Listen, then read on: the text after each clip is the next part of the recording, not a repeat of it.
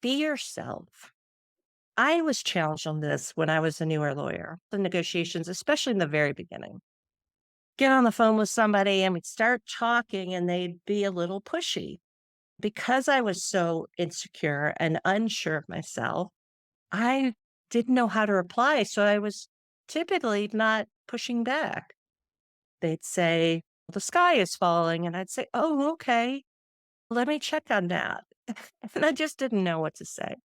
So that's the too soft version. And then as I got more experience, I started pushing back. So if they'd say, the sky is falling, no, it's not. You can't say that. I'd get more aggressive. I'd get more proactive. I'd get more in their face as a way to show that I knew what I was doing. But that didn't work either. And the reason those two things don't work is because that's not me.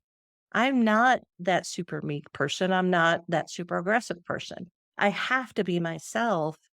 When you're not yourself, that means you're putting energy into creating a persona, a negotiating approach that isn't natural to you. And I find you can do that, and sometimes you can do okay with that. But for me, as I got more senior in my career and I was dealing with much more important negotiations, I realized that I couldn't do that because I'd be spending my time trying to manage this persona and cause myself to act as I thought this persona should, which was not how I would act in that situation or how I would talk. When you get into the more strategic deals and the more difficult counterparties, you're going to really need to bring your best game to this negotiation.